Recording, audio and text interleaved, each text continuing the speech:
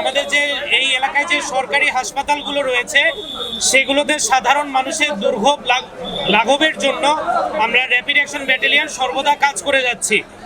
তো আমরা রেগুলার আমাদের গোয়েন্দা কার্যক্রম পরিচালনা করে যেটা জানতে পারি, এখানে একটা অসাধু দালাল চক্র রেগুলার আমাদের যারা সাধারণ রোগীরা রয়েছেন তাদেরকে বিভিন্নভাবে দুর্ভোগ পোহাতে হয় তাদের জন্য। এই জন্য হসপিটাল কর্তৃপক্ষের সহায়তায় এবং আমাদের বিজ্ঞ ম্যাজিস্ট্রেট মহোদয়ের উপস্থিতিতে আমরা আজকে এখানে একটি মোবাইল কোর্ট পরিচালনা করেছি, যেটার উদ্দেশ্য হচ্ছে দালাল চক্র চিহ্নিতকরণ এবং গ্রেফতার, তাৎক্ষণিক দৃষ্টান্তমূলক শাস্তি প্রদান, জনসচেতনতা বৃদ্ধি, স্বচ্ছ এবং রোগীবান্ধব পরিবেশ তৈরি। আমাদের র্যাব 2 এর অধিনায়ক মহোদয়ের বিশেষ নির্দেশনায় এবং র্যাব সদর দপ্তরের নির্দেশনা ক্রমে আমরা এই মোবাইল কোর্টটি পরিচালনা করেছি।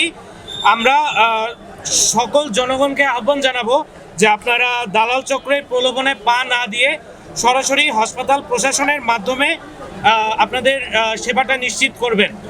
এখানে আমরা আজকে সর্বমোট 11 জনকে চিহ্নিতকরণ করেছি।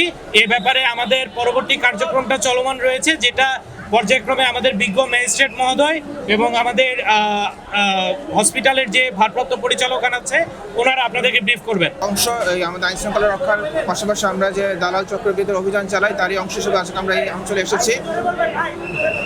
আমরা এটা আমাদের র্যাবের চলমান একটা প্রক্রিয়া। আমাদের প্রতিনিয়ত আইন শৃঙ্খলা রক্ষার পাশাপাশি আমরা মোবাইল কোর্ট পরিচালনা করি, তারই অংশ হিসেবে আমরা এই এলাকায় এসেছি। এখানে দালাল চক্রের দীর্ঘদিনের অভিযান আমরা এর আগেও আমরা করেছি, বর্তমানে আবার দৌরাত্ম্য বৃদ্ধি পেয়েছে বলে আমরা জানতে পেরেছি, তাই আজকে আমরা তারই অংশ হিসেবে অভিযানটা পরিচালনা করি। আমরা 3টি হসপিটালে এই পর্যন্ত অভিযান চালাচ্ছি সকাল থেকে। এর মধ্যে ইতিমধ্যে 11 জনকে আপনারা জানতে পেরেছেন আমরা ধরতে পেরেছি, তাদের বিরুদ্ধে এখন আইনের ব্যবস্থা নেওয়া হচ্ছে।